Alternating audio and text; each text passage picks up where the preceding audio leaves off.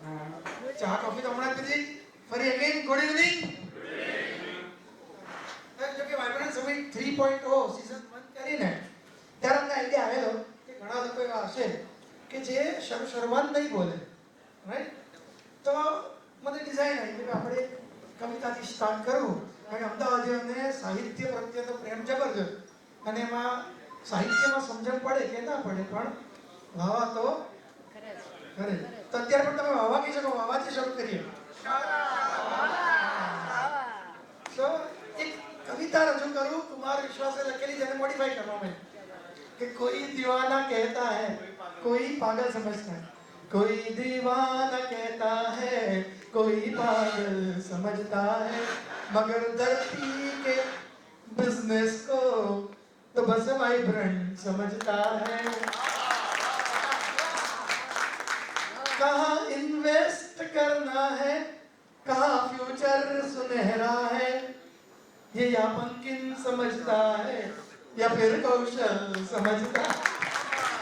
So thank you and welcome to all of you કે તમે બધા આજે વરસાદના માહોલમાં પણ અહીંયા આગળ આવ્યા અને અમારા આમંત્રણને માન રાખ્યું. So we welcome you all.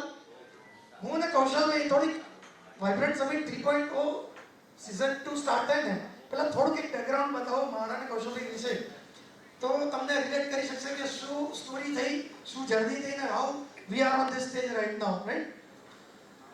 2005 જ્યારે અમારો મુલાકાત થઈ અનાયાસે અને અમે મિત્રો બન્યા, એ ટાઈમ આવતા અમારા બંનેની કેરિયરની શરૂઆત. we are looking for some businesses કે શું કરવું જોઈએ, કયા બિઝનેસ, તો અલગ અલગ બિઝનેસીસને અમે એક્સપ્લોર કરતા રહ્યા. Over a period of time અમે લોકો ઘણા બધા સેશન્સ એટેન્ડ કરવા જઈએ. મોટા મોટા સારા સારા બિઝનેસમેનના સેશન્સ હોય, પૂના ને જયપુર, બેંગ્લોર ને દિલ્હી ને ક્યાં ક્યાં જઈએ ને મોટા મોટા બિઝનેસમેન પાસેથી સમજવાની કોશિશ કરી કે how they are successful in their life. હંમેશા સક્સેસફુલ માણસો આપણને સક્સેસના રહસ્ય બતાવી શકે, બરોબર ને વિશાલભાઈ? Right. So we did that trip. ઘણી જગ્યાએ ગયા. એમાંથી 4-5 વસ્તુઓ જે અમને શીખવા મળી, જે અમે લોકો અમારી લાઈફમાં એપ્લાય કરી અને કદાચ એના કારણે અમને જે નાની મોટી આજે સક્સેસ મળી રહી છે, એ કદાચ એનો બેઝ ત્યાં હતો. ફર્સ્ટ એન્ડ ફોરમોસ્ટ થિંગ અમે લોકો ત્યારે એ વખતે સમજ્યા હતા કે ફ્યુચરિસ્ટિક આઈડિયાઝ ઉપર વર્ક કરવું જોઈએ. કોઈ પણ એવો બિઝનેસ કે જે આવનારા 5, 10, 15 વર્ષ સુધી સરસ ચાલી શકે એવો ફ્યુચરિસ્ટિકમાં જો એ આઈડિયાઝને આપણે એપ્લાય કરીએ તો ઇટ કેન બી ફ્રુટફુલ. એક આઈડિયોલોજી અમને ત્યાંથી મળી, ડેટ ફ્રી હોવી જોઈએ કોઈ પણ કંપની. એવું એ વખતે ખબર પડી આપણે દેવું કરીને બિઝનેસ કરવો બી પડે ને, ભાઈ દેવું ક્યારે ફટાફટ ચૂકતે થઈ જાય, આપણી કંપની ટોટલી ડેટ ફ્રી રહી શકે એવો એક આસ્પેક્ટ હોવો જોઈએ. એ અમે જે તે સમયમાં શીખેલા. Diversification, multiple source of income, diversification of income. આજે આપણે 100 રૂપિયા કમાતા હોઈએ ફોર એક્ઝામ્પલ, તે 100 રૂપિયા 10 અલગ અલગ જગ્યાએથી 10 રૂપિયા આવતા હોય ને, દેટ ઇઝ મોર ઇમ્પોર્ટન્ટ. અલગ અલગ બિઝનેસ આસ્પેક્ટ્સથી આવતા હોય, દેટ ઇઝ મોર ઇમ્પોર્ટન્ટ. આ બધી વસ્તુઓ શીખતાની સાથે જે મોસ્ટ ઇમ્પોર્ટન્ટ વસ્તુ જે અમે શીખ્યા, જે અમારી કંપનીના નામને પણ સાર્થક બનાવી શક્યું, દેટ વોઝ ટીમ. કોઈ પણ મોટા બિઝનેસમેનને જો આપણે એનાલાઇઝ કરો ને તો હંમેશા દે વર્ક વિથ અ ટીમ. અમારું પણ એક કેપ્શન ત્યારથી રહ્યું કે આપણી પણ એક સરસ ટીમ હોય ને, we will grow with the people. એટલે જ અમારી કંપનીનું નામ પડ્યું વાઇબ્રન્ટ બિઝકોમ. બિઝનેસની આખી કોમ્યુનિટી અમે લોકો ઊભી કરી રહ્યા છે since last 10 years. 2012માં we entered into this land business, અને ત્યારથી we are growing into some futuristic areas.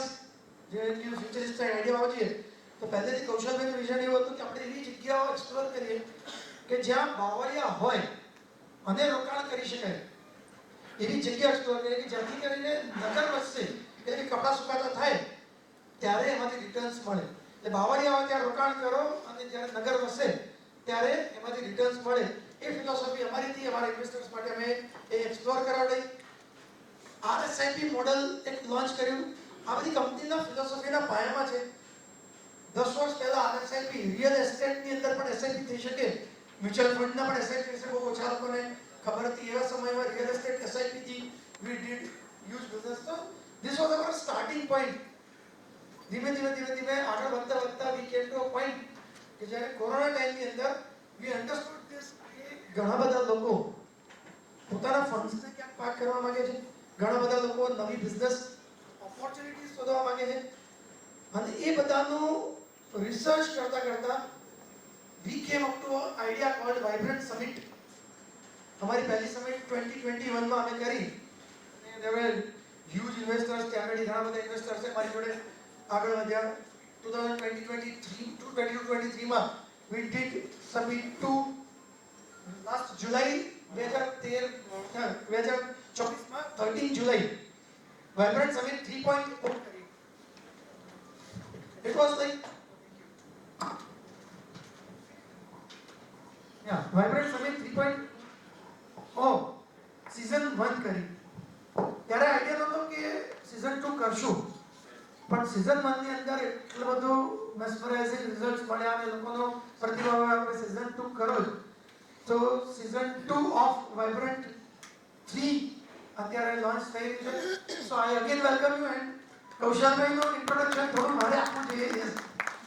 કૌશલભાઈ 2005 થી મારા મિત્ર, સાહિત્ય એમના જીન્સમાં હોય ને એ રીતે સાહિત્યનું જબરજસ્ત ભંડાર, લેન્ડ પ્રોપર્ટીનું દરેક વ્યક્તિ એવું માનતા હોય છે કે લેન્ડ પર આપણે પગ મૂકીએ ને ફીલ ગુડ ફેક્ટર આવવો જોઈએ, અને એ કેસમાં એમની અંદર બાય બર્થ કદાચ હશે કે જમીન પર પગ મૂકીએ તો he can analyse the land કે આ લેન્ડ એટલે સારી છે, આ જગ્યા પર વર્ક કરી શકાય. So this is Kaushalbhai, over to you.